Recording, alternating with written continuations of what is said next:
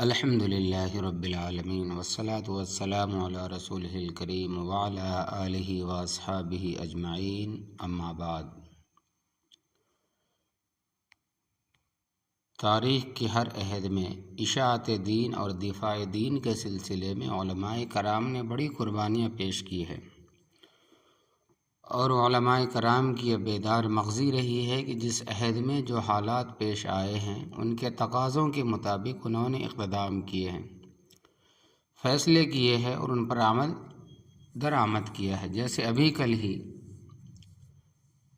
تقریباً 2 دن کے بعد میں جو یوم جمہوری آنے والا ہے، یا تقریباً آپ دیکھیں کہ 4 مہینہ پہلے 15 اگست گزرا، ہندوستان کی آزادی اس کی بہترین مثال ہے۔ یہ بات ہم اچھی طرح جانتے ہیں کہ ہمارے علماء میں سے چاہے مجدد الفسانی رحمۃ اللہ علیہ ہو، چاہے شاہ ولی اللہ محدث دہلوی رحمۃ اللہ علیہ ہو، ان حضرات کو حکومت و اقتدار سے کوئی مطلب نہیں تھا، اور الحمدللہ یہ لوگ اس مقام کے تھے کہ بادشاہ ان کے سامنے جھکتے تھے یا بادشاہ کے سامنے نہیں جھکتے تھے۔ اگر ہم انگریزوں کی تاریخ پر ایک طائرانہ نظر ڈالیں تو پتہ چلے گا کہ 1600 عیسوی سے 1690 تک تقریباً 90 سال تک تجارت کے نام سے انگریزوں نے پورے ملک میں اپنا نیٹ ورک پھیلا دیا، مگر اورنگزیب عالمگیر جو حضرت مجدد الفسانی رحمۃ اللہ علیہ کے صاحبزادہ اور خواجہ محمد معصوم رحمۃ اللہ علیہ کے تیار کردہ شخص تھے، جو بادشاہ کم اور ولی زیادہ تھے، ان کی اتنی مضبوط گرفت تھی کہ اس وقت انگریزوں کو سازشی ذہنیت اور طاقت کے باوجود کچھ کرنے کی ہمت نہیں ہوتی تھی۔ پھر 1707 میں اورنگزیب کا انتقال ہوا، اس کے بعد گرفت کمزور پڑ گئی اور آپس میں راجہ مہاراجہ نواب اپنی ریاستوں کو خود مختار بنانے کی جنگ میں مصروف ہو گئے، تو یہ تجارت پیشہ لوگ ملک میں سیاسی دخل اندازی شروع کرنے لگے اور ملک کو کمزور کرنے میں لگ گئے۔ ساتھ ساتھ انہوں نے اپنی تہذیب، اپنے مذہب کو پھیلانے کے لیے پادریوں کو بلا کر مختلف جہتوں میں کام شروع کر دیا۔ 1707 عیسوی میں اورنگزیب رحمۃ اللہ علیہ کا انتقال ہوا، اور اس سے 3-4 سال پہلے ہی 1703 میں اللہ تبارک و تعالی نے شاہ ولی اللہ رحمۃ اللہ علیہ کو پیدا کر دیا، اور آپ 1731 تک ظاہر و باطن کے تمام علوم سے آراستہ ہو گئے۔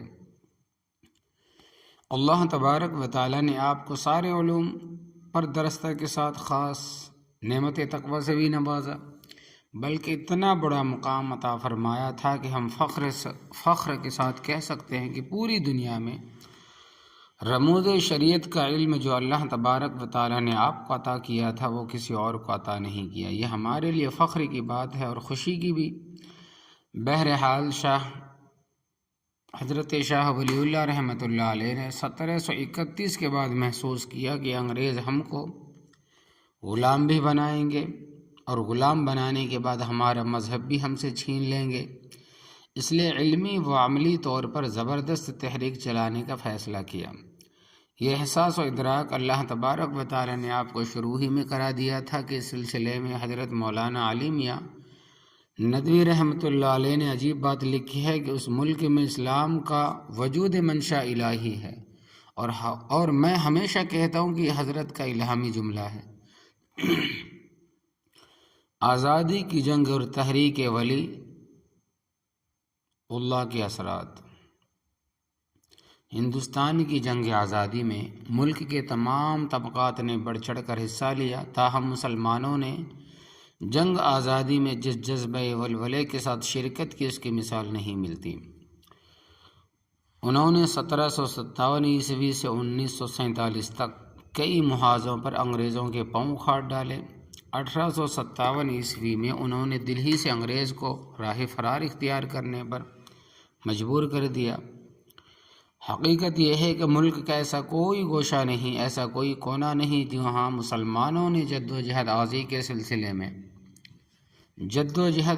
کے سلسلے میں اپنا کوئی نقش نہ چھوڑا ہو، خاص طور سے تحریک آزادی کو آگے بڑھانے میں علماء نے جو قائدانہ کردار ادا کیا اسے تاریخ ہند کبھی فراموش نہیں کر سکتی۔ یہ ایک الگ بات ہے کہ آزادی کے بعد ملک میں کئی شدت پسند جماعتیں آزادی کے تعلق سے علماء کرام کی قربانیوں کو دبانے میں سرگرم عمل رہی ہیں، یہاں تک کہ آزادی کے عنوان سے لکھی جانے والی کتنی ہی کتابوں میں ان مجاہدین علماء کا یا تو نام نہیں یا کہیں ہے ان میں سے بعض کا ہلکا سا تذکرہ کر دیا گیا، جنہوں نے جنگ آزادی کے ہر موڑ پر باشندگان ہند کی رہنمائی کی۔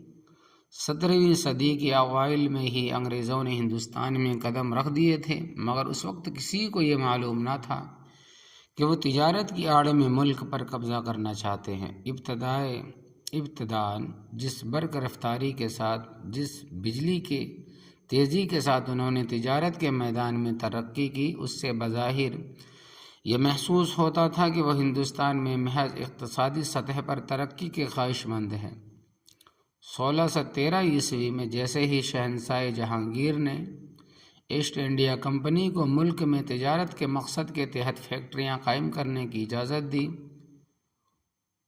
ویسے ہی یکے بعد دیگرے ایک کے بعد دوسرے ان کی فیکٹریاں جگہ جگہ قائم ہونے لگی۔ صرف 3 سال کے تھوڑے سے عرصے میں انہوں نے آگرہ، احمد آباد، سورت، بھروچ اور بڑودہ میں فیکٹریاں بنا لی۔ اس کے بعد تیزی کے ساتھ وہ تجارت کے میدان میں آگے بڑھتے چلے گئے، یہاں تک کہ 17ویں صدی کے وسط تک انہوں نے ہندوستانی کمپنیوں کو پیچھے چھوڑ دیا، لیکن ابھی تک ہندوستان کو ان کے اس ارادے کا علم نہ ہوا کہ وہ ملک کو غلام بنانے کا خواب دیکھ رہے ہیں۔ 1707 عیسوی میں اورنگزیب عالمگیر رحمۃ اللہ علیہ کی وفات کے بعد جب ملک کے حالات خراب ہوئے اور اس طرح 18ویں صدی کے وسط میں مغل بادشاہ کمزور ہو گئے، اور انگریزوں کے قدم جمنے لگے، ملک میں افراتفری پھیلنے لگی، تو ہندوستان کی جد و جہد آزادی کے محرک اول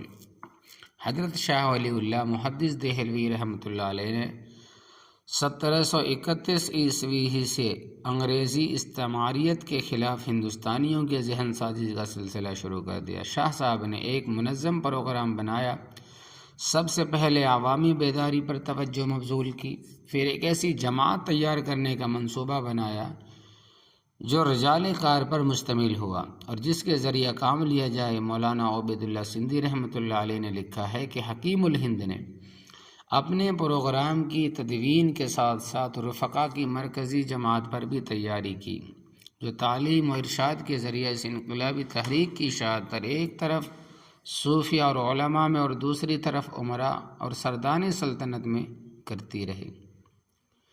ان میں مولانا محمد عاشق فلتی، مولوی نور اللہ بڑھاوینی اور مولانا محمد امین کشمیری خاص طور پر مشہور ہیں۔ نیز آپ نے اطراف ملک میں اس مرکزی جمعیت کی شاخیں بھی قائم کرائیں۔ نجیب الدولہ کا قائم کردہ نجیب آباد کا مدرسہ، رائے بریلی میں دائرہ شاہ علم اللہ حکیم الہند کی مرکزی تحریک کے مرکز تھے۔ سندھ میں ملا محمد معین کا مدرسہ ٹھٹھ بھی ان کا ایک مرکز تھا۔ حضرت شاہ ولی اللہ انگریزی خطرے کو پوری طرح سمجھتے تھے۔ وہ ملک سے انگریزوں کی بڑھتی ہوئی بالادستی کو ختم کر کے مطلق العنان بادشاہت واپس لانا نہیں چاہتے تھے، بلکہ ایک آزاد اور پرامن اسٹیٹ کا قیام ان کے پس نظر تھا۔ ان کی نظر میں یہ تھا کہ ہم ایک اسٹیٹ پرامن بنائیں جہاں انصاف کو بالادستی حاصل ہو، ہر طرح کے ظلم کا خاتمہ ہو اور ہر شخص کو خواہ وہ کسی مذہب سے تعلق رکھتا ہو اس کا مذہبی، ملکی، معاشرتی حق پورا ملے۔ حضرت شاہ صاحب کو غیر مسلموں کے امن و امان کا کتنا خیال تھا، اس کے لیے وہ کتنے فکر مند تھے، اس کا اندازہ کرنے کے لیے ان کے ایک خط کا فقرہ نقل کرنا کافی ہے۔ ایک خط کا جو فقرہ ہے اس کا نقل کرنا کافی ہے، جو انہوں نے نجیب الدولہ کو لکھا تھا، یعنی اگر اس بار آپ چاہتے ہیں کہ یہ مشکل آسان ہو جائے تو پوری تاکید کرنی چاہیے، کوئی فوجی دہلی کے مسلمانوں اور غیر مسلموں سے ہرگز تعارض نہ کرے، سیاسی مکتوبات۔ مولانا مناظر حسن گیلانی اس پر تبصرہ کرتے ہوئے لکھتے ہیں کہ یہ فقرہ مولانا عبید اللہ سندھی رحمۃ اللہ علیہ کے نظریہ قومیت کی تعمیر میں بنیاد کا کام دے سکتا ہے۔ حضرت شاہ ولی اللہ مطلق العنان بادشاہت واپس لانا نہیں چاہتے تھے، جیسا کہ پروفیسر محمد سرور نے مولانا عبید اللہ سندھی کے خیالات کی تشریح کرتے ہوئے لکھا ہے کہ شاہ صاحب نے خوب سمجھ لیا تھا کہ شہنشاہیت کا دور ختم ہو چکا، اب اگر کوئی حکومت بنے گی تو اس کی بنیاد دوسری ہوگی۔ چنانچہ شاہ ولی اللہ نے جس تحریک کی داغ بیل ڈالی تھی وہ ہمہ گیر تحریک تھی۔ ان کے پیش نظر پورا ہندوستان تھا۔ چونکہ مرکزی ہندوستان کی قیادت اس وقت مسلمانوں کے ہاتھوں میں تھی، اس لیے لامحالہ شاہ صاحب نے عام مسلمانوں سے خطاب کیا، لیکن شاہ صاحب کی دعوت کے اصول عام انسانیت کے اصول تھے۔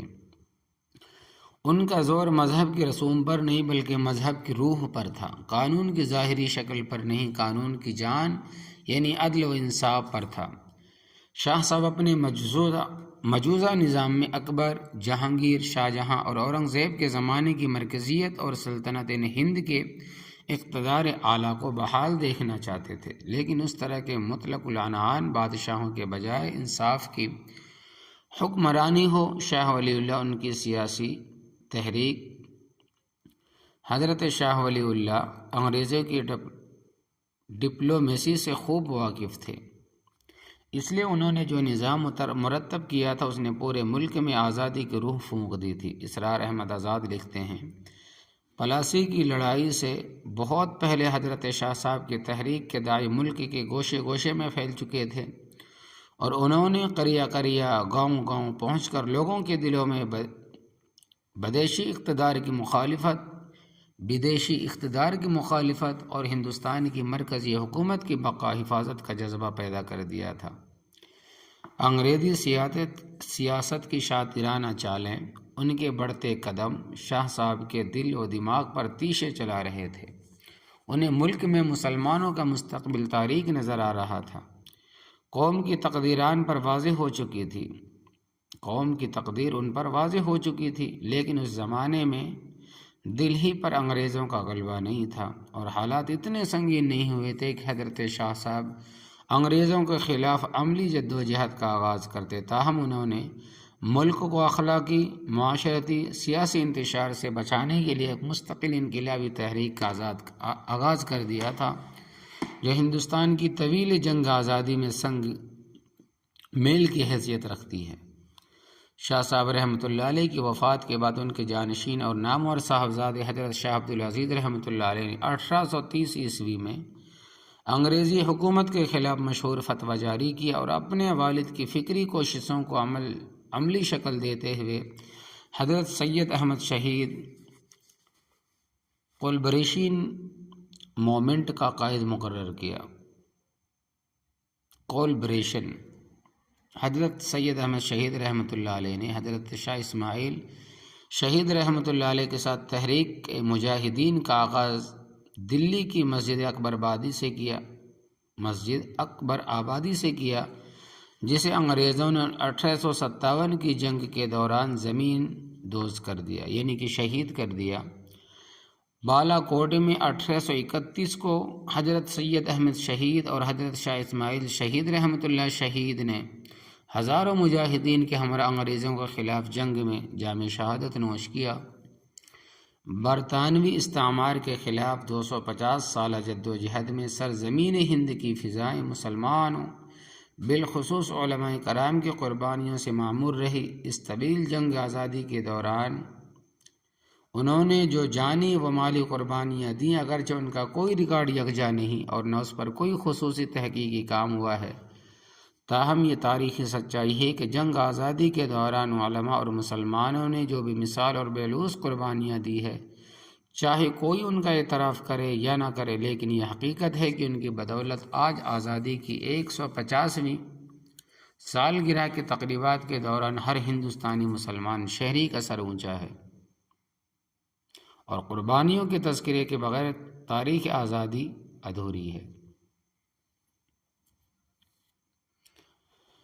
1831 میں بالا کوٹ میں حضرت سید احمد شہید اور حضرت شاہ اسماعیل شہید رحمۃ اللہ علیہ کی شہادت کے بعد ان کے رفقا کا خصوصاً مولانا عنایت علی اور مولانا ولایت علی نے اس تحریک آزادی کو آگے بڑھانے میں اہم رول ادا کیا۔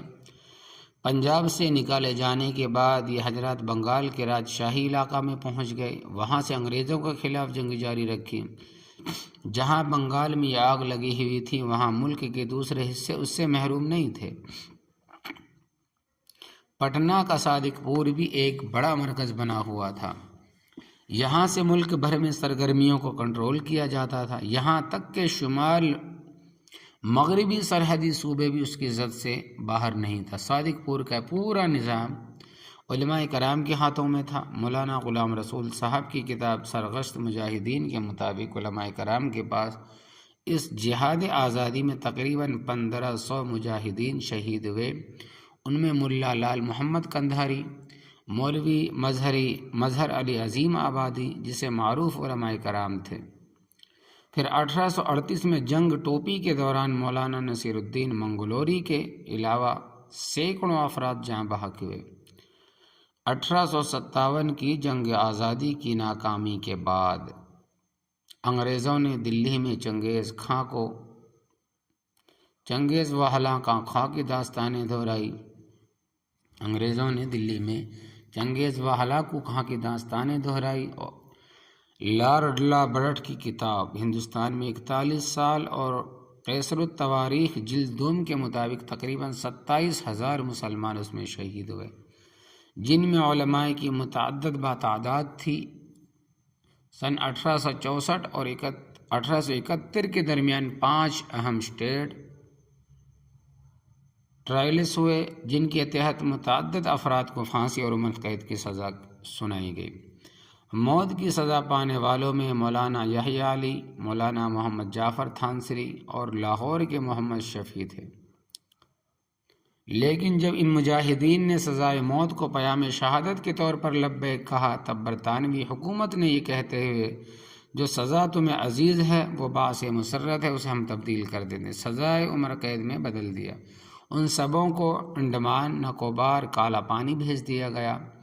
وہاں ان کے علاوہ کئی 100 افراد مزید بھیجے گئے، ان میں مولانا احمد اللہ عظیم آبادی، مولانا عبد الرحیم صادق پور، علامہ فضل خیر آبادی، مفتی عنایت احمد کوروی، مفتی مظہر کریم دریابادی جیسے معروف اور جلیل القدر علماء شمار تھے۔ حضرت علامہ فضل الحق خیر آبادی جہاں حریت کے علم بردار اور حضرت شاہ عبد العزیز محدث دہلوی اور حضرت شاہ عبد القادر دہلوی کے شاگرد و رشید تھے، ان کو ان کے آبائی وطن سیتاپور سے 1859 کو گرفتار کیا گیا، ہندوستان کے کئی جیلوں میں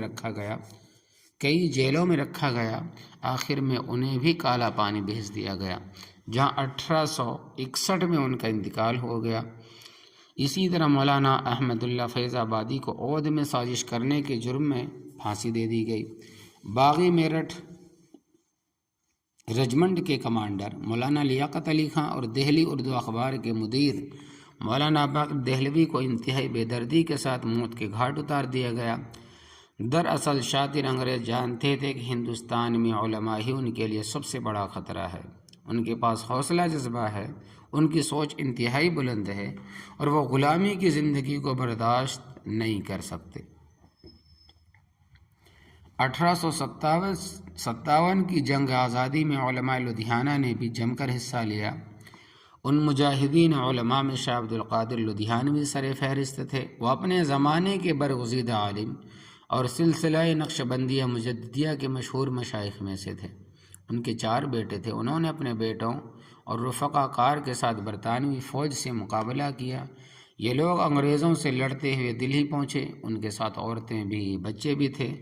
فتح پوری سے لے کر لال قلعے تک شاہ عبد القادر کی قیادت میں مجاہدین نے انگریزی فوج دستوں سے دست بدست جنگ کی۔ علماء کرام نے ہر جگہ شاہ ولی اللہ رحمۃ اللہ علیہ کے پیغام آزادی کا نہ صرف زبردست اقبال کیا بلکہ اسے عملی جامہ پہنانے کے لیے غیر معمولی قربانیاں دیں۔ علماء صادق پور نے جد و جہد آزادی 1735 عیسوی سے 1835 تک تاریخی کردار ادا کیا، جس کو آزادی کی تاریخ میں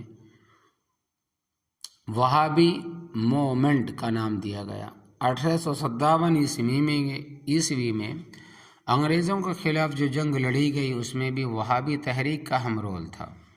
وہابی تحریک نے اپنا مرکز میرٹھ میں بھی قائم کیا تھا۔ مجاہد آزادی احمد معروف بمولوی فیض آبادی نے 1856 میں میرٹھ کا دورہ کیا۔ اپریل 1857 میں عظیم اللہ خان اور نانا تھوتھو پنت جنگ کی تیاری کا معاملہ کرنے کے لیے میرٹھ آئے۔ ان حضرات نے انگریزی حکومت کے خلاف پورے ملک میں جنگ شروع کرنے کی تاریخ 31 مئی سن 1857 عیسوی بتائی۔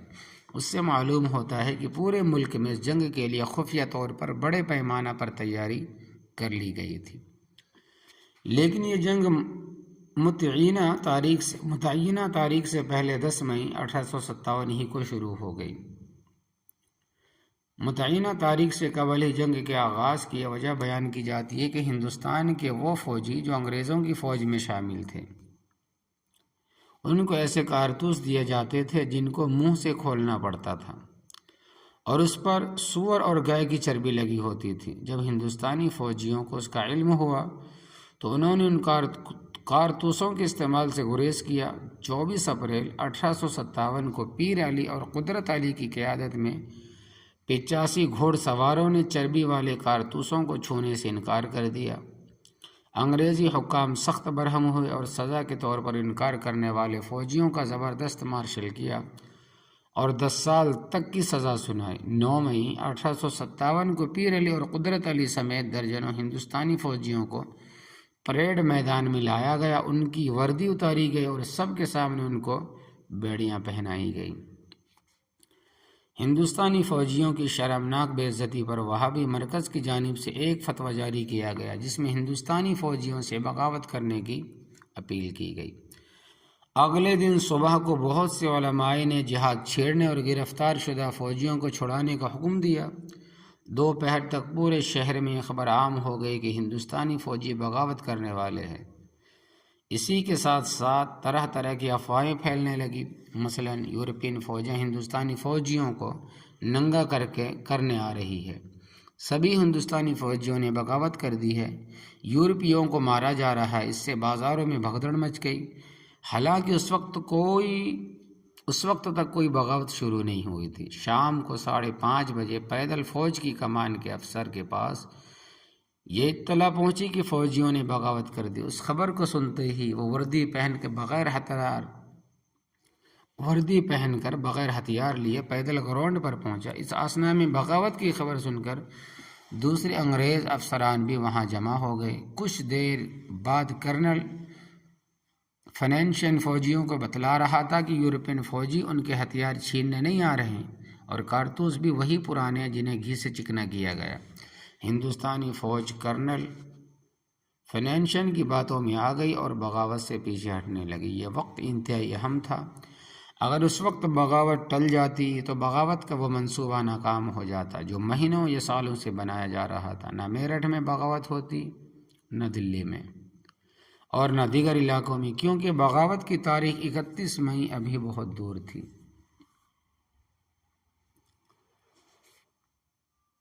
اتنے وقت میں انگریزی حکومت ہوشیار ہو جاتی اور وہ ملکی سطح پر ہونے والی بغاوت کو ناکام بنانے کے لیے پوری جدوجہد کرتی۔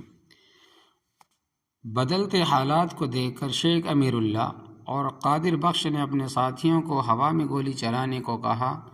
فائرنگ کی آواز سن کر کرنل فنینشن بغیر ہتھیار لیے 20ویں پلٹن کی طرف آ گیا جہاں سے گولیاں چلی تھی۔ ایک بار پھر اس نے انہیں سمجھانے کی کوشش کی۔ بغاوت کے ہیرو شیخ امیر اللہ اور قادر بخش کو اس کی یہ چال سمجھنے میں دیر نہ لگی۔ انہوں نے حالات کا مزید انتظار کیے بغیر کرنل فنینشن پر گولیاں چلا دی اور وہ ان کی آن میں ڈھیر ہو گیا۔ کرنل فنینشن کا مارا جانا تھا کہ ماحول ہی بدل گیا۔ گولیاں چلنے لگی، کئی انگریزی افسران ہلاک کر دیے گئے، قریب 40 انگریز مار ڈالے گئے اور 720 گرفتار فوجیوں کو چھڑا لیا گیا۔ غور کیجئے کہ 1857 کی جنگ آزادی کی شروعات کس طرح ہوئی اور اس کی شروعات کس نے کی۔ میرٹھ میں جب انگریزوں کو پسپا کر دیا گیا، میرٹھ کے وہ لوگ جنہوں نے بغاوت کا علم بلند کیا تھا اسی رات گھوڑوں، اونٹوں، ہاتھیوں، گاڑیوں پر سوار ہو کر دلی کی طرف روانہ ہو گئے۔ راستے میں جو بستیاں آتی وہاں ان کا استقبال کیا جاتا اور ان بستیوں کے کچھ نہ کچھ لوگ ان کے ساتھ ہوتے چلے جاتے۔ دلی پہنچتے پہنچتے انگریزوں کے خلاف برسر پیکار ہونے والوں کی تعداد اچھی خاصی ہو گئی۔ دلی میں قدر مزاحمت کے بعد 11 مئی 1857 کی دوپہر تک میرٹھ اور دلی کے فوجی لال قلعے میں داخل ہو گئے اور بہادر شاہ ظفر سے فوج کی کمان سنبھالنے کی درخواست کی گئی۔ دلی اور میرٹھ کی خبریں ملک کے دیگر حصوں اور فوجی چھاونیوں میں بھی پہنچی، جس کے بعد جگہ جگہ بغاوت شروع ہو گئی۔ انگریزوں نے دلی اور اس کے گرد و نواح کے علاقوں کو اپنے ہاتھوں سے نکلتا دیکھ کر ملک کے دیگر حصوں سے اپنی فوجیں بلا لی تاکہ وہ دلی پر دوبارہ قبضہ کر سکیں، لیکن اس وقت ملک کے عظیم مجاہد جنرل بخت کی فوجوں نے اہم کردار ادا کیا، اور مگر افسوس کچھ وجوہات کی بنا پر جنرل بخت کی فوجیں 19 ستمبر 1857 کو شکست سے دوچار ہوئی اور انگریزوں کا دلی پر دوبارہ قبضہ ہو گیا۔ 1857 کی اس جنگ کو اس لحاظ سے انتہائی اہمیت کے حامل قرار دیا جا سکتا ہے کہ یہ ملک کے متعدد علاقوں میں لڑائی کی گئی۔ اس جنگ میں بھی سبھی طبقات نے بلا تخریف مذہب و ملت حصہ لیا۔ فکر ولی اللہ کی علم بردار علماء دیوبند نے جنگ آزادی میں نہ صرف زبردست قربانیاں دی بلکہ انہوں نے ملک کی آزادی میں قائدانہ کردار ادا کیا۔ دارالعلوم دیوبند کے بانی حضرت مولانا قاسم نانوتوی رحمۃ اللہ علیہ نے 1857 کی جنگ آزادی میں 34 ستمبر 1857 کو بنفس نفیس حصہ لیا اور اپنے رفقا حضرت مولانا رشید احمد گنگوئی، حضرت ضامن حافظ ضامن شہید اور حضرت مولانا منیر الدین کے ساتھ مل کر شام لی۔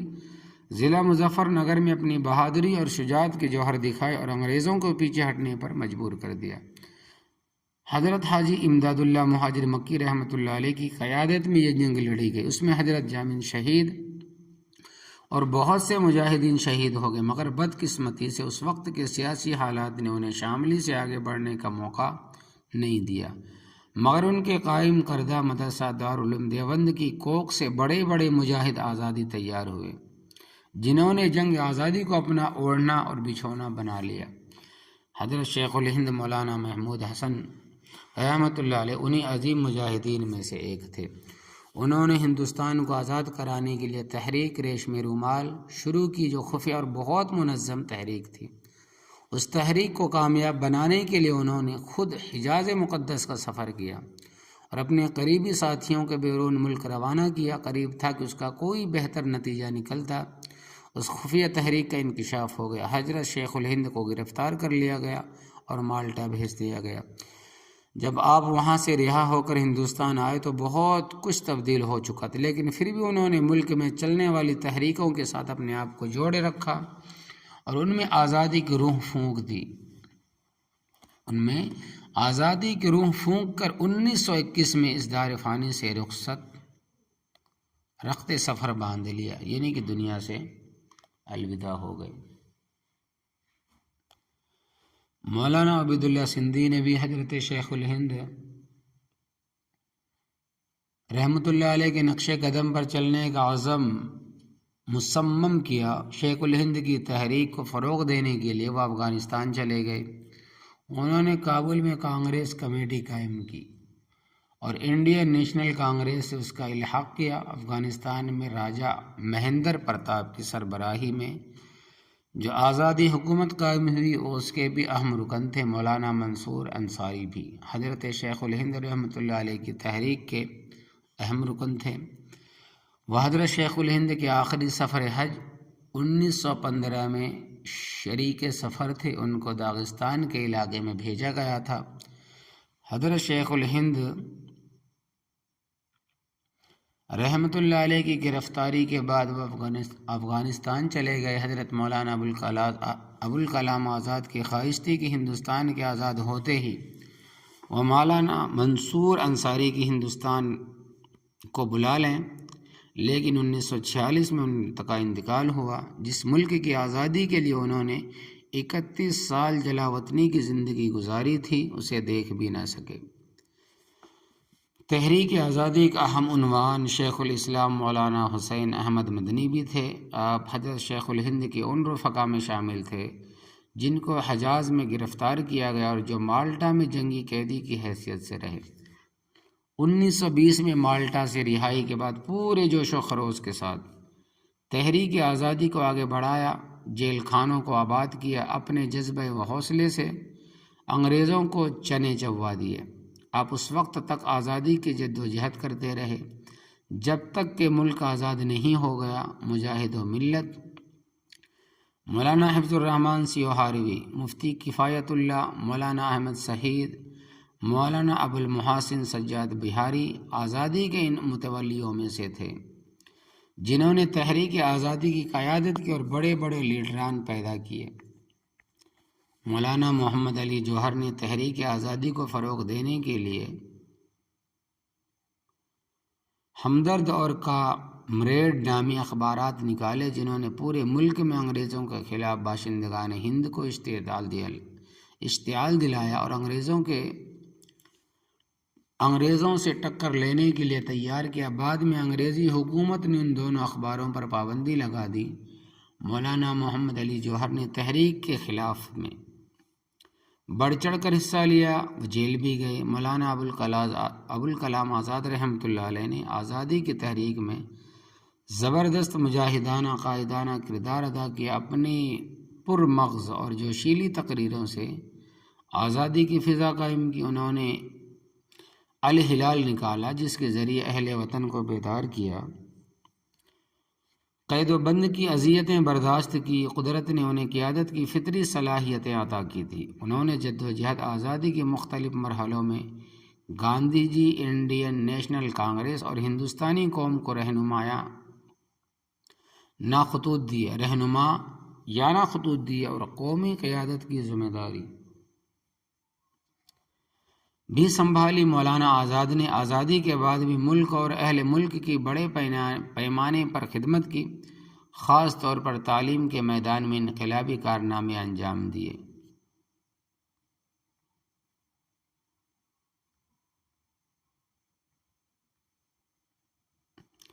تاریخ جنگ آزادی کے مطالعہ کرتے وقت محسوس ہوتا ہے کہ مذکورہ شخصیتوں کے علاوہ بھی کئی بڑے نام ہیں جن کے تذکرے کیے بغیر جنگ آزادی کی تاریخ ادھوری ہے۔ ابتدائی شمالی ہندوستان میں انگریزوں نے کولکتہ میں فورٹ ولیم تعمیر کر کے اپنا مرکز بنایا تو اس وقت کے نواب بنگال علی وردی خان نے اس خطرے کو محسوس کر لیا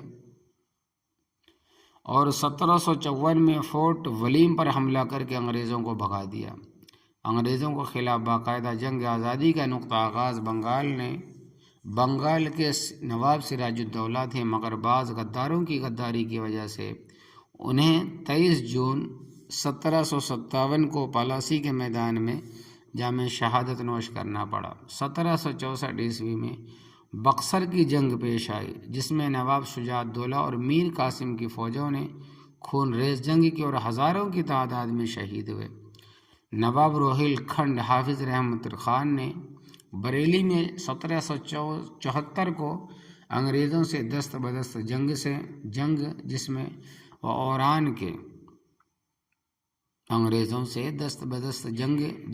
وہ اور ان کے رفقا بڑی تعداد میں شہید ہوئے۔ ان میں ممتاز علماء کرام بھی شہید تھے۔